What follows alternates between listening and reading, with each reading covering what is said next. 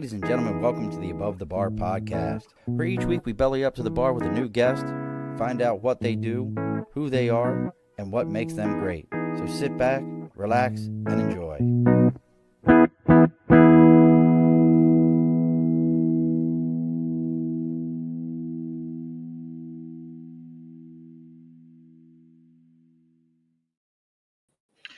Alrighty, folks, welcome back to the Above the Bar podcast. It's your host, Sean. We've bellowed up to the bar. It is Wednesday. It's May 13th. I always forget what day of the week it is. Wednesday, May 13th. Short week for the shows this month, folks. Normally, I know you're used to one every week, but no show next week and no show the week after that. You're gonna have to suffer without me. I'm gonna be in Cabo, or not Cabo, but Barbados, some Ados place is where I'm going to be. So we're going to head out there, but we'll be back here in June, ready to rock and roll and make everything happen. And, I figured what better way than to have someone that covers everybody else, cover the last week of this month, a guy who does roofing, but he's more than that. He's taken himself from literally, not figuratively, literally being homeless, not knowing where he's going to go each day, to now running as he says it, he is a 9-figure roofer. So coming from one of my old haunts, one of my old stomping grounds down in and listen, folks, this will all make sense to you. You can tell if somebody's really from PA based on two things. They never call it Pennsylvania, and they never call it give me a Yingling. They call it give me a lager. So coming all the way from the Poconos down that way, joining us, if I can find my applause, it is Mr. Bob. I'm going to jack your whole last name up because I'm so good at that. I just want you to know that. I'm the worst at last names. We didn't discuss this before. I normally make people tell me their last name about 10 times for pronunciation. So get ready. You ready? So it's Mr. Bob. Is it Schober? I'm going to say Schober. Can you hear me, Bob? Did I lose you? I can't hear anything. You can't hear nothing? Oh, crap. What's going on? Technical difficulties. If you can hear me, I can hear you fine, Bob. I can hear you great. Let's take a look here. See, this is what live is all about, folks. Let's see if it's on my end real quick. Let's check. Nope, that's not it. Let's see if it's on my end. I didn't change anything. How about now? I can hear you fine when we were just talking. Can you hear me now? How about now? Anything better? Bob, can you hear me? Bob, can you hear me? Let's see. I can hear. I think I should sign out and sign back in. I'm not. Yeah, I can hear you. Give it a shot, Bob. This is what live's all about, folks. Let's see how this works. So for those of you that are just joining us over on YouTube, I appreciate you. Let's go ahead and get the house cleaning done while Bob's coming back. First things first, as always, over my shoulders, the big board for sticker and a cause. You got something you believe in, something you're supporting, Gotcha. something for people to know about. Reach out to us on Facebook, LinkedIn, YouTube, Twitter, Twitch, Instagram, or TikTok. All of it's the Above the Bar Podcast. Our website is theabovethebarpodcast.com. And our email is theabovethebarpodcast@gmail.com. You missed me butcher your last name, Bob. It's Schober. See, and I said Schruber. I told you I was going to butcher. It's close enough. I butcher all last names. At least your first name being Bob is so much easier. You can't mess that one up. I don't mess that one up.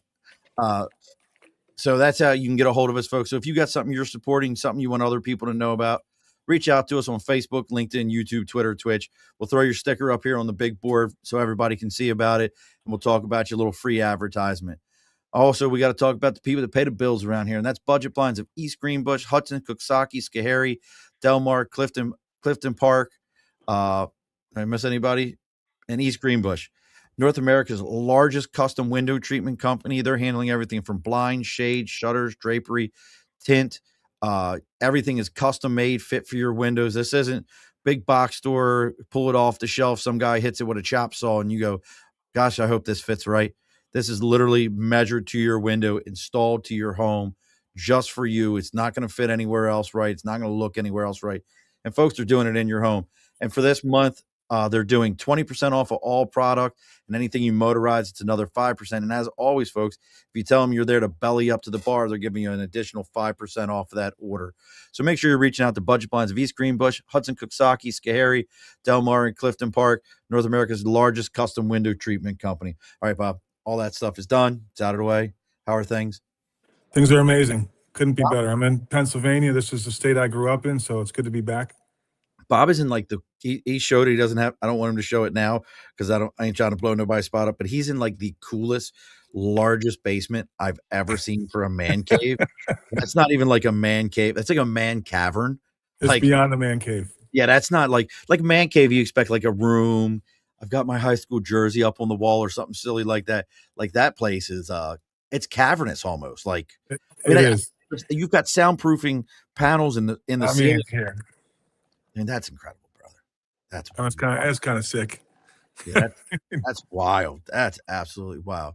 And look, folks, as we're going through this, Bob and I are going to talk about, the understanding of going from nothing to something. How do you make this happen? So if you've got a story, you've got a question, maybe you're going through a situation yourself right now, make sure you're dropping those things into the chat so we can talk to you about it. Also, folks, as we're going through it, make sure you're giving this a like, share, follow. It may sound cliche, but truly does matter in how things start. So let's start at the top of it, brother. Like, you were legit homeless. Like, we're not talking like, I didn't have anywhere to sleep tonight. Like, you were homeless.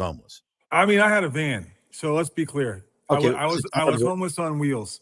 Was it down by the river? That's what I need to know. No, it was. I mean, a lot of the time was spent in Santa Cruz, California, down by the beach, and I was kind of bottoming it out and grandiose at the same time. I have this like old school Italian mother, right? My grandparents are from Italy. My mom was, I'm 53 years old. She still thinks I'm 15, right? So, are you the oldest grandchild? No, I'm the baby. Okay, fair enough. It's got to be one extreme or the other for it to work. Yep. And so she, even back then, and this was like the mid 90s, like 94, 95. I was like 23 years old. And she had an 800 number for me because she always wanted to know that I was okay and where I was at, right? And I'm living in a Volkswagen. I was on emergency food stamps in Santa Cruz, California. You didn't have to have a home. So I had to draw a map to where you slept. And, I would be like, yeah, everything's great. I'm living by the beach. Couldn't be happier. I'm in California, so I had this way of making my life seem way better than it actually was. I was coming apart at the seams. So I lived like that for probably close to a year. Damn. That's a long time like that. That is a long time. I mean, no, but let me ask this question, though. So the other, I think there's a positive in anything. Like, it's once you're at the bottom, it's easy to see the top. But sure. But the other side to it is the resiliency. Like, what are some of the things that for you now as an entrepreneur that you realize through that you're like, hey, I've taken this skill from here and moved it to here? That's an interesting question. I feel like, I'm celebrating 29 years sober at the end of the month, right? Nice. May 31st, 29 years sober.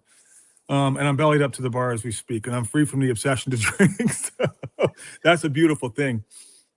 When you're living like that, and when you really don't know where your meal's coming from, or you have a hustle inside you, right? Like, you got to work it's a lot of work to stay high and to stay drunk and to stay homeless and to keep gas in a vehicle. And I was in Santa Cruz at the beach. They have all the outside showers where you shower off where you're, when you get out of the ocean, right? So that was the shower. And then I had the van. I had a 1974 Volkswagen bus that I lived in. And there was a bunch of other people, and it was our own little community by the beach. We parked at a place called Greyhound Rock, just north of Santa Cruz. And it's kind of the same fire and the same hustle, I think, as an entrepreneur, believe it or not, right? Like, I have, in the state of Arizona, our company has over 200 sales guys. I would say 60% of those people are in recovery. And I would say that probably 100 of those people have done some amount of time in either jail or prison and now are sober and their lives are together, right? And I think when, and it's really an incredible roofing and the trades in general, in my opinion, if anybody, needs to make a change or wants to make a change or wants to make more money, I believe there's just a ton of money in the trades. 100%. Um, our best guy last year, our best guy who's, not an owner, he's part of the team and a major part, brought in over $1 million in his own pocket. And I had 6 sales guys that made over 600 grand last year. Wow. So, and if you added up the prison time of all of them, it was a lot, right? But they're sober, they're leaving great lives. We're kind of selective on what the charges were. I like drug addicts and alcoholics that are in recovery that got their life together. Man, my favorite guys are all drug addicts and alcoholics. Yeah. You could have it like, listen, that's for a guy who understands and sees past it. That'd be an amazing t-shirt. Like my favorite guys are drug addicts and alcoholics. Yeah. But that in and of itself, to be able to see that beyond that, brother, that I give you all the kudos in the world, because a lot of people can't see beyond that somebody, and this might be an odd way that I look at that. Because I will tell you, one of my best sales guys is exactly the same person who's 8 years sober. And you see it, if you're smart, you see it and you go, well, anybody that can dedicate that much effort and pull that thing out of their life, they now have an opening, and they figured that, like, you're that opening, this is that opening. If they put that much effort into that thing, imagine what they can put into you. Yeah. We have a pretty amazing culture, right? When you have like that many people doing the right thing and doing like really some amazing things, it's kind of crazy. Like, and even now, I mean, kind of getting sidetracked here, but a couple of years ago, I had a guy come over from another company. He's become a very good friend of mine. I love working with the guy. He's definitely one of the rock stars in the company. And he knew of this guy named John Jackson that he followed on Instagram, that he was like, I really want to meet this guy someday. And the private equity, we sold the bulk of our company to private equity in 2022. That was kind of a big exit for me. And the private equity company has been good to work with, right? It has, I hear a lot of horror stories, but for us, it's been a good experience. And we had the ability to, we talked to private equity and we're like, hey, we have the opportunity here. In the prisons, everybody has tablets, right? And so we had the opportunity to build an app on the tablets in the prisons. And it cost us like $100 grand, and the private equity cut the check, and we got the curriculum made, and now we're on the tablets in literally like hundreds of prisons. And we are like a couple months ago, and we're doing this now, it's kind of regularly, where there's actually like Zoom calls in the prison with like 30 dudes who have went through the course and we're practicing the sales pitch, right? Like, it's kind of next level stuff. And so we've had so far, we just launched a program last summer, and so far we've had 12 people that have come out that are being very successful at the company. So it's what is the app? Like I don't, it's called, so on these tablets in prison, and the app is called From the Yard to 100K. And we got about a dozen of our dudes who have done a lot of time that are absolutely kicking ass in life, right? They're buying big houses, dream cars. Like, they've been selling roofs for a few years, out of prisons for a few years, and they're really paying it forward. It's kind of like a movement, right? Like, we have guys that buy vehicles for guys when they get out of prison because somebody bought a vehicle for them. And when those guys get going, they start making, a couple grand a week, few grand a week, then they're doing that for the next guy. So it's kind of like just this paid forward down that, it's got a ton of momentum. And I don't talk a lot about that always, but that's phenomenal. It's phenomenal. No, you need to talk a lot about that. Yeah. Listen, don't be humble about something like that, because myself personally, I'll tell you, one of our first guests that we ever had, wasn't first, but he was within, I bet you it was within the first several months that he was on here, and he's got his own documentary on Netflix, spent 16 years in jail. Like, one of the real, like, didn't commit the crime and was in jail for 16 years for a rape and murder he did not commit. Holy shit. And he'll tell you, almost died several times. I'm trying to find the correct name for the documentary, but 5 times he almost died in prison because the guards, the COs, told the people that were there that, oh, he committed this crime. And he never did. So people thought, well, you're a murderer, you're a child murderer. So when I hear stories like this, so I'm very, like, one of these guys who like, I never understood the prison system myself because they don't understand. We tell her, if you got kids, Yeah, I got 4. so you're almost to me. I got 8. We're almost there. We'll get. I'm done. I'm 53, dude. No more kids for me. I was 40 when I had my last one. But one of the things they always tell us with your kids, after you discipline them, let it go. Right. Don't. But yet, for the prison guys in the prison system, they commit a crime, they get out, and we hold it over their head for their entire rest of their lives, and can't figure out why they can't get beyond it. Yep. It's one of these like, I don't understand situations. So man, that's huge. When I hear stuff like this, I love hearing it. I love, when guys are doing it. You should be talking about that every single day. That's we have a YouTube channel we started maybe like a year and a half ago, and we haven't been doing a lot lately, but it's called Redemption Blueprint. And every week we would feature somebody else that got out and had transformed their life. So it's still up. But there's a lot of good videos on there. Yeah. Well, so my buddy Jeff is now also, because of that, he's now a lawyer that defends. He went and got his law degree and defends people who are in the same situation. That's amazing. So, I mean, going back, we're going to roll back because that's an awesome story, dude. That gave me chills. I love that. That gave me chills. And again, folks, if you want to know more about what Bob's got going on, you can find him. All of his social media is the same. It's at the number 9 figure roofer.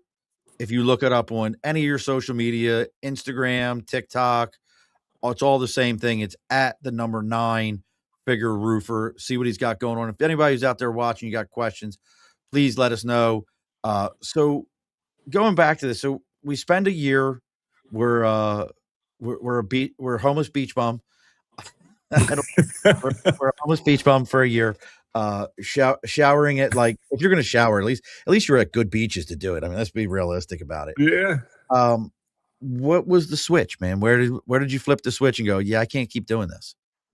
I was just bottoming out mentally, emotionally, right? Like I had nothing going on in life. I was a pretty broken human being at the time. What do you think? I had go back for a second. Like, you can't just be a broken human being. Like, we don't end up in a bus. Like, what happened? Are you comfortable talking about that? Yeah. Dude, I don't really have a whole lot of secrets in life. I mean, I had great parents growing up, right? And then when I was like 8, my dad split. He was gone for a couple weeks, came home. He says, hey, I'm home for good. We messed up. We're going to fix this. Left again the next day, gone for a month, came home. I'm definitely home for good this time. Left again and did that for 7 years, coming and going for 7 years. It's funny, like I got divorced in 2020, and now when I meet somebody, I'm kind of dating right now, and that's my first question, like, yo, what's your trauma?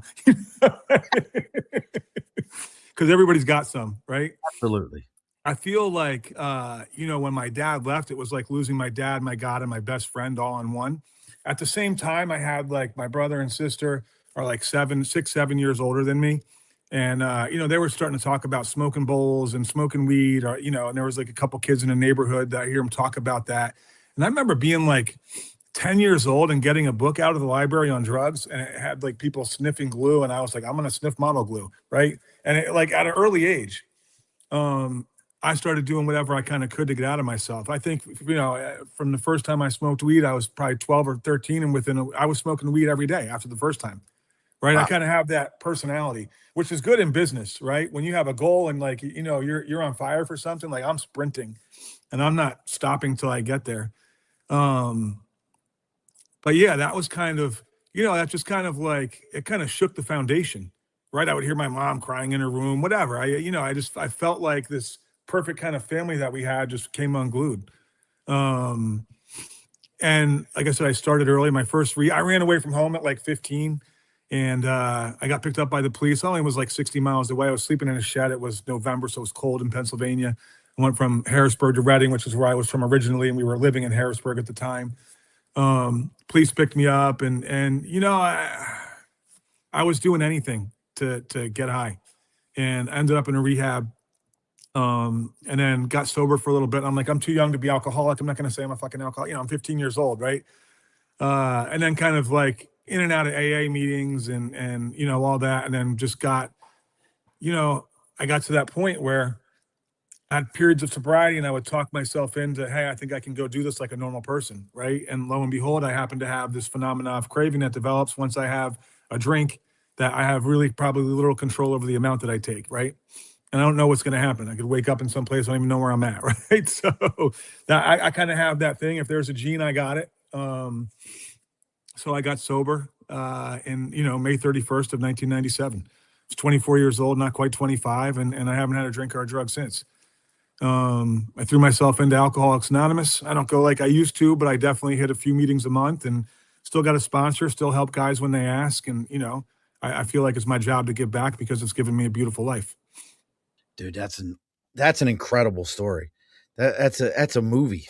You know what I mean? That's finding your way through that to where you are today. So then what was the first step? I mean, listen, I've done one roof in my entire life, and I'll live under a blanket before I ever do it again. Like I was Sure. I burned the whole back of my head. I was in the Marine Corps. We had a master sergeant who owned a roofing company. He's like, come help with a roof. He would pay the guys like $100 a day, which for us, that was like, yeah, $100. And I got done and I had sun poisoning. I burned the entire back of my head because all of us have short hair. So I'm like, this is horrible. So but for you, like, where was the first step? Were you already doing roofing? Like, where was that first step? No, it's a little bit backwards. I'm not the laborer, right? We have some amazing crews that put the roofs on every day. Like this January, we're putting on 80 roofs a week in Arizona. That's a lot of roofs. That's a lot. Just Arizona, and we're in 20 states. I was a door-to-door guy, right? So, I mean, it wasn't, my history wasn't, I had a little painting company when I was like 20 years old, right? Like it was, I did a little bit of construction here and there. When I needed money, or like guys would hire me on when I would be off dead tour and be in like a town, where my hometown was, or where I went to high school. If I knew people that had construction jobs, I would go try and make some money like that. But, I've always been a sales guy. I mean, I followed the Grateful Dead around for years, and we sold t-shirts. And then we sold t-shirts, this was like 1995. I love it. And No Fear was probably like the most popular shirt in 1995. Yeah. So we had a shirt that said no beer, written like no fear. And on the back, it said, we drank it all, Panama City Beach, spring break, 1995, right? So we could sell 100 of those in a day, 120 in a day. I made like $7 a shirt off every one I sold. So we made money like that. And then, I was just, I learned how to sell door to door. And I really have, every dollar I've made in my entire adult life has pretty much come from either door to door or training guys on the doors or teaching guys how to do that. And it's been a lot of money. I love hearing that stuff. My youngest is 8. My oldest is 32. And the 8-year-old's always asking about money. And I always tell him, I said, but the best paying job on the entire planet is sales. And he's like, huh? But there's YouTube and there's that. I'm like, listen to me. It's sales. Everything in the world revolves around sales. There's nothing bigger. There's nothing that makes more money. It's all sales. And if you can do it, you'll never starve a day in your life. You can 100%. So I try to get him in this mindset like this. And my dad, I'll tell you just I've talked about it here. My dad, Bob, was the greatest salesman I've ever known in my life. By far, bar none. He used to work in a Sears Brand Central, what they called a C store, which is the small Sears, and do over $1 million in product a year selling appliances. It's awesome. And he retired from Sears. Like they would send him on trips around to St. Thomas and then the Bahamas, like that, because he sold so much. They're like, here, man, you're good. Yeah. So then, and I'm going to give you a piece of advice from my wife. She's not here, but she would give you the same advice. If you want to know what their trauma is, you can judge it by how thin the eyebrows are. The thinner the eyebrows, the crazier the woman. That is a fact. Right now, you're going through your head and you're thinking about every woman you've ever been with that you no longer mess with. And you're like, they plucked their eyebrows. Their eyebrows were super thin, aren't you? I was thinking about the last 3 women that I dated. And they all had eyebrows, didn't they? Yes. You're correct. That's my wife's theory. She's like, listen, any woman who spends that much time to get their eyebrows that perfect has to be a crazy person. I've never heard that in my entire life, Sean, but I'm going to pay attention to that moving forward. Yep. You'll be like, son, this guy on this show his wife said this and now I know it. So when did you make the leap from, the door-to-door side to it, though, to owning your own thing? When did that happen? I've always been an entrepreneur. I started an energy drink company with some friends Oh, that wow. went under, but that had like a little bit of runway for a while, called Saco in Arizona. I owned like 10%, a bunch of my friends did. And then we had like an investor, and one of my good friends was kind of like the president. And, I went from that to trying to do a .com. We had a product called Cartfly where we were like the first people to give them the ability to sell stuff through their MySpace page. And we had good traction on that. We didn't have any revenue built in. We were giving it away for free, but we had tons of users. And then the market crashed in like 08, 09. And all of a sudden, the model of having a lot of eyes kind of went away, meaning like MySpace sold for 534 million. They weren't making money. YouTube was losing $1 million a month in bandwidth or in whatever when they sold. And so that kind of went away and people started monetizing, and we didn't have anything for that. And so that went under. I'm like, okay, I'm going to go knock on some doors again. Meanwhile, I had a friend in Colorado, Scott Riopel, who owned a company in Colorado called Interstate Roofing. And he opened up in Kansas in 2011. We worked this big hailstorm there. And so I went and spent 4 months in Kansas in 2011, and I did well. And I'm like, I just learned, I can make an easy 6 figures a year doing this. And I can teach all my friends in Arizona that might have a little bit of a checkered past, that might not be able to get the great job, how to do this as well, right? Because you just need to be a good talker. So when I left there, I had asked Scott, I said, hey, do you want to start a company in Phoenix and be partners? And he said, no, you can't make money in Phoenix. I said, okay. And meanwhile, a friend of mine from Texas, one of my best friends, came to visit, and we were talking. And he's a guy that got sober on my couch years earlier. And he came to visit, and we're shooting the shit. And I was telling him about the roofing. He's like, why don't you start your own company? I said, I did good, but I didn't save enough money, or you know what I mean? I don't have enough money to do it. And he's like, I got you. I was like, what? He goes, yeah, let's do it. And I said, dude, we probably need 50, 100 grand. He's like, I got you. And this was a guy that, like I said, 5 years earlier, sobered up on my couch. He believed in me when nobody else did, right? Because I had some failed, you know what I mean? I'm an entrepreneur. We take swings and we misses, and we miss, right? You know what I mean? And sometimes you hit. We happen to connect on the roofing. He had more of a business mind. I'm a talker. I'm a sales guy. I like being on the doors. I like training guys. I can sell them the dream on, what roofing can do for their life. And we ended up partnering up and just grew and grew and grew. And then we probably became, I was a little cocky, probably more so than I am now even, right? Like I went to all the distributors and all the manufacturers and I said, my name's Bob Schober. We're going to be the biggest roofing company in Arizona. And you should give me good pricing right now because you're gonna be asking for it later. And a couple guys did, and a couple guys laughed at me. And probably within 6-7 years, we were by far the biggest residential. Nobody's doing as much re-roofs as we have, right? There's guys doing more like new construction and more apartments, but as far as residential re-roof, nobody was doing more than us. And we got to a point in 2021, we did it was interesting because COVID hit, and I'm like, everything could fall apart. I mean, I'm getting divorced. I'm raising 4 kids half the time on my own. Now COVID hit. Are we going to lose work? And they deemed us like a necessary business, or whatever. Construction is mandatory, with that essential business. And it just took off, right? And we had already been growing. We went from 11 million to 19 million to 32 million. In 2021, we did 51 million, and we sold in 2022. Wow. And that was, I said this the other day, but the best thing, in my opinion, about like having an exit like that is being able to do it with 2 of your best friends. We added on a third partner who didn't jump in when we first started, but he came on board and, earned his ownership over a 5-year period. And we all got to exit together. And, it's an amazing thing. You got a couple guys that if you looked at our lives 10 years, 20 years earlier, you'd be like, there's no way this dude is going to be successful. But yeah, we did it. And I think like for me, business wise, I know what I'm good at, and I try and stay in my lane. Sometimes I get out of my lane, but I try to stay in my lane. And all 3 of us each kind of had our own thing, right? Like Matt ran the books, and Matt was kind of the businessman, and I was like, the sales guy, and Colin was the systems, right? And so between the three of us, we had a pretty complete company, and we just grew and grew.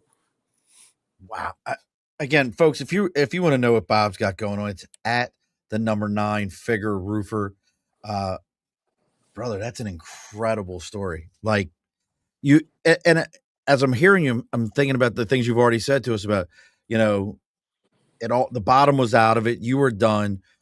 But it's interesting that and this is kind of your vision as an entrepreneur. It isn't about, you know, let me have the flashy car and let me have this and let me show you all these things that I can do. It's about the impact you can make on other people's lives. What, you know, it's that hand down to bring somebody up each time. That's what it sounds like when I'm hearing from you. Am I on the right page with you? Yeah, and you got to be surrounded. You know, you hear often like you are who you surround yourself with. Amen. Yes. And I'm a huge proponent in that, right? Like I would not, me without the guys would not have gotten nearly as far as I did with the guys, right? Like all of us complemented each other really well in what we did. And I think that's necessary. If you have two guys that are great at the same thing, one of them is unnecessary, right? I'm not saying you can't go do something with your buddy and have a lot of success, because you can. Right.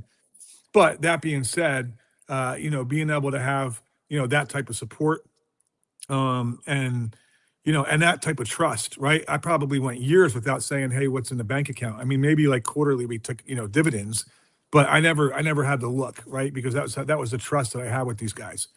Yeah, that's amazing. I'm super grateful. I mean, that's just huge because of the fact that you found that, and the guy from your buddy from Texas to be able to do something like that. So what are some of your goals? I mean, and the PE thing, listen, man, that to me, to hear you say that, because I've heard the stories. Like, I know somebody very close to me that runs a PE, and they're focused in the medical world and they're doing very well. But then I heard a news article recently where PE's coming in and buying companies like yours, never change the name of it, pay for the likeness of the ownership, and they'll buy all of them out of a community. And I go to you to get a roofing job, and you say it's going to be 10 grand. And then the next roofer comes in and he's owned by the same PE, but another name. And he said his system knows that I'm in there. And when he goes to price me, even though you price me at 10, it knows that I was in there and it prices me at 9,500. Yeah. That, like, I've heard stories like we don't operate like that. That's awesome. That's what I'm saying. Like, you don't feel like that, but I'm hearing this. So you've got the other end of it, which is amazing to me. Did you guys were you able to vet the PE beforehand, or was it like, you know, we had luxury problems. We had a couple that liked us, right? Like, we hit the market and the first offer came in and it was a lot of money and we didn't take it. And me and Matt kind of had we had a certain number in our head, right? Like, this is the number. We're going to get to this number.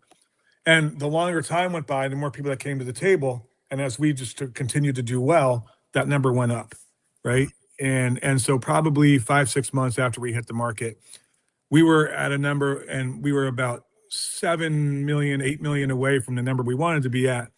And we had South Carolina as well. We had an office there, and we included that, and then we got to the number that we wanted to get. So, wow, dude, listen, I love this stuff. This is one of my drugs, is hearing things like this and how people can get to those numbers and do those kind of things. So now, are you still selling and doing the roof and involved in that at all, or are you able to fully? No, I mean, I've never really stopped doing that, but that wasn't my day to day. When you have, you know, when you have 100 sales guys, you're not out there. You're in the trenches, right? You're doing that kind of stuff. I mean, you're like, I'm really big on like goal setting and manifestation, right? Like, I was homeless in that Volkswagen. I had one book, and it was Think and Grow Rich. And so I've been into like manifestation for, you know, forever.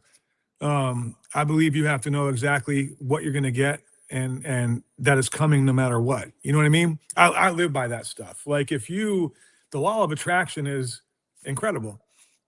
And if you're negative, then you're going to attract negative. And if you're positive, you attract positive, right? So it's not hard to cut the fat in your life if you just start thinking positively. It'll go by the wayside. Isn't it amazing? Well, yeah. You know, it's so one of the books that helped me along the lines was Rich Dad Poor Dad, Kiyosaki. And for me, I'll tell you what got me was the E versus O, employee versus owner. Yeah. What really made more of an impact is in the Marine Corps, we call them E's are enlisted, O's are officers.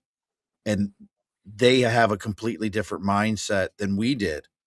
And that shift, reading his book did the same thing for me. I was like, oh, well, shit, I need to change my mindset. The 5 people you hang out with are the sum of who you are. That stuff is really important. I spent quite a bit of time over the years, like even like a core group of the sales guys would come to my house every Thursday, and we would do like, we would either do some like Joe Dispenza stuff or something that had to do with manifestation. I don't know who that is. Joe Dispenza is a dude that was a chiropractor in California. He was in a triathlon. He got hit by a Jeep. They said, "You'll never walk again." And he's really big into like quantum physics and that kind of stuff. It's kind of new agey, but I love that stuff. And it's worked for me. And everybody I know that has some level of success thinks like that on a certain level. Do you know what I mean? Absolutely. Absolutely. Yeah. Like I've learned that for me, it's just much easier to stay positive. I'd rather be happy and stay positive than just a miserable bastard that no one wants to be around. Mom, I'm beachfront living when I'm in a Volkswagen bus on food stamps, selling them for 50 cents on a dollar. Like, I'm going to find a way to be happy with this. So now that you've got this, freedom, we'll call it, with the exit and with everything you got going on, what's the new goal? 5 months ago, I started 9-Figure Roofer, right? I started thinking about that. I spoke on a panel in Dallas. We spoke on a $1 billion roofing panel, and it was me and 3 other people that combined our revenue for the year was $1 billion. And I started thinking about that's when I started thinking about 9-Figure Roofer. I launched the channel in December 4th. This is a good story. So when I was living in the Volkswagen and selling food stamps for 50 cents on a dollar and doing whatever I could to kind of get by or talk my way into whatever kind of situation I was, when you get sober, you make a list of everybody you harmed and then you go clean it up, you make amends, right? In this scenario, I figured there's a ton of people that I'll never know who they are and I'll never be able to make an amends to, right? Even going back to when I was 15, growing up in Mechanicsburg, Pennsylvania, and we would run in people's open garages at 6 p.m. And if there was beer in there, we'd be on our skateboards, run in, grab the beer and skate away, right? And go to the woods. That happened every day, right? So there's all that kind of stuff that I can't go fix, right? So I figured that I got a buddy who's big on watches online. He goes by Vukim. His name is Tyler. He's super popular. And we were gambling in Vegas during F1, and he taught me how to play Baccarat. And I won 10 grand in like an hour. I'm like, I love this game. And I went back to AZ, and I'm like, I'm going to give this money away.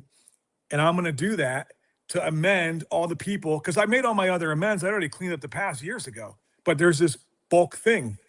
So I went home. I got a couple friends of mine to join me. I made a big cardboard sign, and it said, reverse spare change. Honk if you need help. Happy holidays. And I stood on the corner in Mesa, and people honked, and we gave away money. And in a 2-day period, I gave away that $10,000. And my friend Matt, who I wouldn't have been in business with without him and wouldn't have succeeded like I did without him, was coming to visit the next day. He's like, dude, I saw your videos. I threw some of the videos on TikTok and, Instagram. So I saw the videos. They were awesome. I said, bro, grab 10 grand. I'll grab 10 more, and let's give away 20 grand while you're here. He's like, I'm in. So he comes, he brings 10 grand. I grab 10 more. And we start doing some different stuff. So we go from reverse spare change to knocking on doors, because the company had a good year. I think people thought I was giving away company money, but I was giving away my own money. I can't give away PE money, right? And started knocking on doors. And this was cool. This is what changed me, right? This is where it really kicked in. So I knock on one door, and if you go back to the beginning of the videos, you'll see that. This lady comes. I'm walking up. There's these 3 kids outside. I'm like, hey, is your mom home? They're like, yeah, you can knock. I knock. She comes to the door. I give her $500. I said, are these your kids? And she said, just one, not the other 2. I gave each kid $100. And we're in kind of a, it's not the nicest area. So we wanted to be able to have a little bit of an impact there, right? Right. And so I give these 2 kids $100 each. I said, do you have any brothers or sisters? The girl says, I have a brother. I said, give this 100 to him. I don't want him to feel left out. They take off running down the street. We walk across the street, knock on the door. Woman doesn't answer. She thinks, I mean, we're there, but she knows we're there. But like, hey, who are these guys walking around with a lot of money? You know what I mean? I'm gonna get robbed. I don't, whatever. It's God's money. It ain't mine, right? So this woman, these kids come walking up the street with a woman, and she goes, "Hey, these are my kids." She goes, "Did you give them money?" And I said, "Yeah." And she said, "Did you mean to?" And I said, "Yeah." And she said, "We're being evicted. You have no idea how much this helps." It was $300. And I said, "What?" And she's crying. I knew it was real. I wasn't like, "Let me see the eviction." She's like, "I can show you the pit now." I said, "How much is it to get out?" She said, $1,800. We had like $2,300 left on us, me and Matt. Gave her all $2,300. I said, "Pay the eviction and you got $500 for food and Christmas," right? That was it. Made a video, put it online. Put the video online, and hour later, I get a text from a friend of mine in South Carolina. And my buddy goes, "I saw the video you just posted. That kid standing with his mom as she's getting evicted while she's crying was me when I was that age." Oh. He said, he says, "I'm going to send you 50 grand on Monday. I want you to change their life." I said, "Get the fuck out of here." He said, "No, I'm sending you $50,000. And he did. Monday morning, 50 grand. So when he tells me that, I go back to the door. I didn't know where that lady lived because she came walking up the street. Right. I go back to the door that I knocked on where the kids were because I knew where that was. And I said, "Hey, that woman, blah, blah, blah. Can you give her my number?" She gave her the number. She called me, thanked me. And I said, "Listen, I want you to come to the office. I'll got you an Uber to come to my office. I have something for you on Monday." So the wire comes through. She comes up to the office. And now when we met her, she was like in pajamas and looked like she just woke up, disheveled, crying. And when she got to the office, she was all dressed up. I said, "You look different." She said, "My kids said I was on TikTok."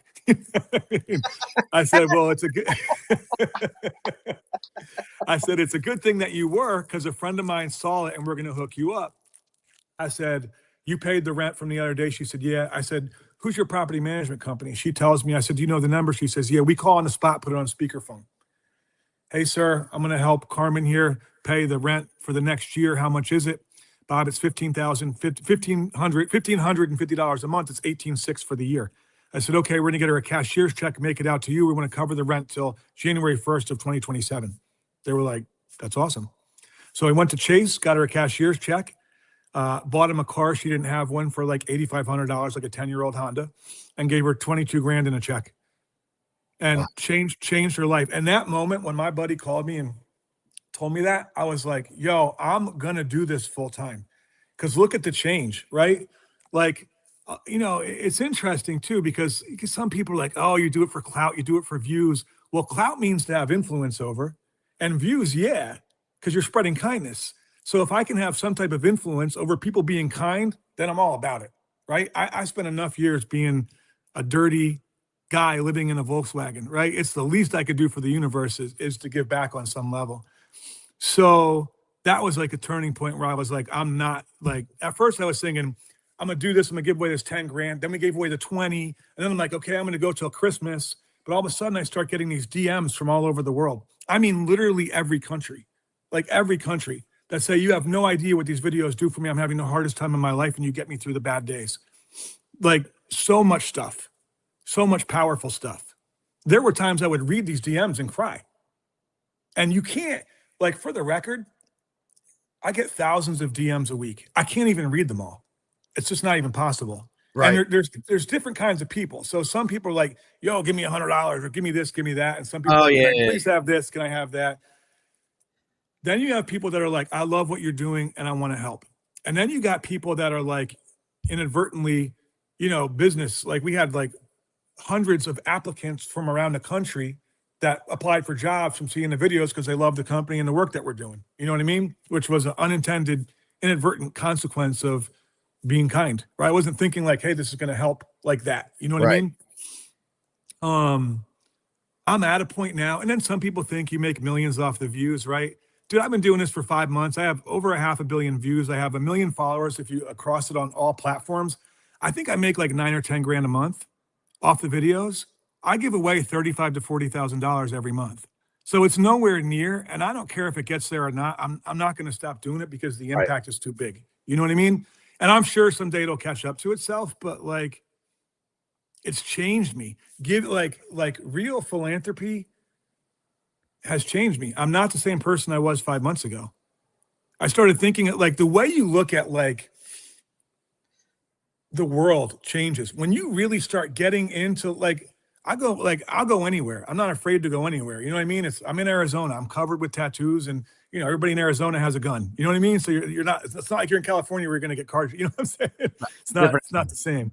So when I started seeing the impact that it was having on everyday people, I started having these experiences. And you watch some of the videos. Like there's a lot of tearjerkers in there. You know what I mean? And I started seeing the effect. I'm like, all of a sudden, like, what's important? Do you know what I mean? I would rather have impact than this or that, right? So in some subtle ways, I've been like, the importance of things has pretty much disappeared. Do you know what I mean? And I still have nice shit, right? Like I have my dream cars and I have a beautiful house and whatever, but I don't really care about that stuff. Where my brain is at on a daily basis is how can I do more, right? I know that you can try and get sponsorships, and I've had some casinos reach out, and that doesn't really align with my vision. Like, I'm not going to be giving money away. The woman's crying, and I'm like, by the way, play blackjack on X. MGA M Grand. Yeah. Right. That being said, I will. I'm sure that stuff will come, and I think what's next for me is a home service company that is built around the brand where we give humongous chunks of profit. Every dollar that I could possibly spend on advertising, I will just put into giving money away. And I mean, we're gritty, right? Like for the roofs, I'll run them through my current company. I'm still an owner and I want that to obviously be successful. But for the other services, I think that's what's next. Home services in general. And then just creating impact. I'm good. I got everything I ever wanted. And now I just want to make big change. Dude, that's awesome. Yeah. Listen, I don't ever let anybody go past the 45-minute mark without me doing my ad. And you got me, brother. You got me right in the feels with that one. Wow. Let me do this here. Listen. Do your thing. And let AI knows what's up here. Good stories start here. You ever notice the best conversations usually start with a good pour? This episode is brought to you by New Scotland Spirits, small batch whiskey, handcrafted right here in upstate New York. Whether it's catching up with friends, celebrating a win, or solving the world's problems around a fire pit, New Scotland Spirits is the kind of whiskey that belongs in the middle of the table. Bold flavor, smooth finish, made with local grain, real craftsmanship from start to finish. Because good whiskey doesn't need to scream for attention. It just needs to be good. Find your bottle at newscotlandspirits.com. New Scotland Spirits, where good stories start here. Dude, that was perfect. Listen, AI nailed it for you. That's an incredible story. And listen, folks, again, you can go into at nine figure roofer, and that's the number 9. You'll see videos on there of Bob walking through stores, talking to people, helping them out right there. Cause I remember that's the one that's sticking in my head is you were, it looked like you were in a store or something like that. And giving away money, or where's the video at? You probably know it better than I do, but there's 400 of them, and 90% are in stores. Okay, then that was just me then. Yeah. But so as you're moving for this, and it's funny when you mentioned a service company doing that, almost like a non-for-profit service company that's really getting out there and doing something, and that's the industry to be in now, because AI will never put up AI is never going to put a roof on your house, folks. I say that, and then somebody else will figure out a way. They're already 3D. They're already 3D printing houses. Those are big out your way, I would imagine. They always look like they're out that way, towards the left coast for the 3D printed houses. And then I got to ask you, listen, I got to ask a quick random off the wall question. Yeah. You ever heard of Mr. Rooter out your way? Yes. Do you know the owner of Mr. Rooter? Okay. If you ever meet him, he's 6'6", monster of a human being. Yeah. Yeah. That's my cousin. He's out in Tempe though. Yeah. We're right. I'm in Gilbert, which borders Tempe. I know nothing out there. I know Yuma. Yeah, that's WTI in Yuma. I know that's on the Mexican border. Listen, that's the only place. That was the first time I was ever anywhere where you're from PA. We have deer crossing signs. You might have like a horse crossing. Yeah, they have signs. Be careful, people running across the border, like families escaping. And folks, it is the worst, most horrible sign you've ever seen, because the child is actually like flying in the air as they're running. So it's not even like realistic. Like they're dragging. I was in San Diego one time and there was probably 40 people running across the highway and traffic was just stopped. I mean, it's a real thing. Yeah. Yeah. I've never seen that one. So if somebody's out there and listen, folks, I love what Bob's doing here, but keep in mind, as Bob said, listen, if you look like Alfred E. Newman, please don't go into the wrong neighborhoods with a wad of cash and decide that you're just going to go pass it around. Bring a Bob with you. I just want to, for your own safety purposes, as Bob said, he's in Arizona where they pass out guns and everywhere. They have amazing gun laws in Arizona. You can go shoot machine guns in the desert. It's the coolest thing in the world out there. So please just be careful what you're doing. It's still the Wild West for sure. Yeah, it's a unique place. But if somebody wanted to do something similar to what you're doing, if they're like, you know what, I want to get involved in something like this, but they're not in your position. They're not a 9-figure roofer. They don't have all those kind of things. What are some of the other things that you might suggest or directions you point them in to say, hey, you can do this though? 9-figure roofer was not like, I didn't get to 9-figure roofer on my own. I'm a link in the chain, and I'm an important link and a good link, and so was all the other guys that we built together with. You know what I mean? So I feel like I can't stress enough. Like, surround yourself with people that are strong in the areas you are weak. And I think it was Henry Ford that had an 8th grade education, Yep. right? And he knew one thing. He knew how to inspire people to step up and create something that he thought of or whatever, and they built the vehicles, right? You don't need to be the smartest guy in the room. You just need to be able to, everything is relationships. Life is relationships. You know what I mean? So make great relationships. Growing businesses, relationships, right? Like I did some apartment complexes in 2015 for a woman in Tucson who was in charge of a bunch, and we're still doing complexes for her today, right? Because we built a good relationship.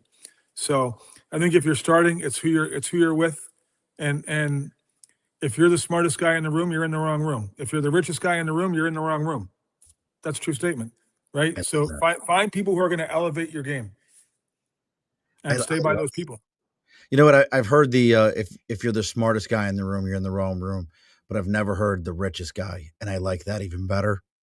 Like you're just in the wrong room. How about like for you getting to the point? It sounds like you had the right group of people, everybody pushing. Is there any like organizations or anything along those lines that you've seen that you're like, hey, maybe this would be the right one, or you should look into this, like, or actually, you know what? Let me pause that question. What do you got for the guy who's out there who he's the new Bob? He's in the van. He's at Venice Beach though. He at least goes, he doesn't just shower there. He goes to the gym there. He's at Venice. He's at Muscle Beach. It's the only beach I know out there. But what do you got for that guy to say, hey, this is how you pull yourself up? The one thing I didn't lose when I was losing my mind was hope, right? I had a couple brief stints of sobriety that was good sobriety, even though I didn't stay sober, to know that getting sober would be a better choice for me than how I was living, right? Like, if you're in that position, I mean, you got to get humble, right? I find that like in all the times in my life when I couldn't humble myself, God did it for me, right? And I promise you, it would have been way easier if I could have done it myself, but I couldn't have done it myself, right? So I've been smacked around a little bit, you know what I mean? And humbled. And I think that like, I mean, dude, being honest with yourself, I was not always great at that. You know what I mean? I had to learn how to be honest with myself and learn to be like, hey, I suck at this, or I'm not good at this, or I'm not good at that, right? I got married and I got divorced. And my wife at the time, and now mind you, I'm in entrepreneur mood. You know what I mean? Like to me, like creating financial success means you're pushing the family forward. Wasn't probably the right thing. Keep your priorities in order. march towards the goal and sprint and do it with people that you love and care about. And again, I mean, that's what I would say. And everybody's got to start somewhere, right? If you're at the bottom, the only way is up.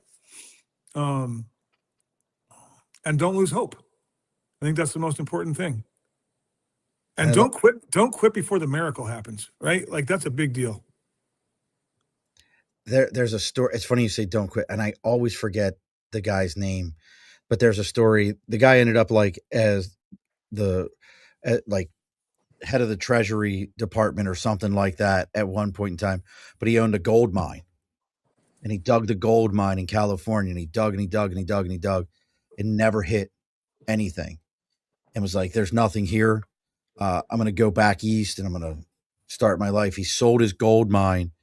And like a week later, the people he sold the gold mine to hit one of the largest veins in California history. Yep. And he always used to tell the story of, if I'd have just stuck it out for one more week, where could I have been then? I just heard something on Instagram 2 days ago, and I'm probably going to screw it up. Yeah, but the guy says like a Bulgarian thoroughbred horse on its own can pull 10,000 pounds. 2 Bulgarian thoroughbred horses can pull 34,000 pounds. So the teamwork is, you'll be way stronger when you 2.5 times. Yeah. Yeah. Not twice. Right. Yep. One in a good relationship, in a good partnership, I think 1 + 1 = 3. You know what I mean?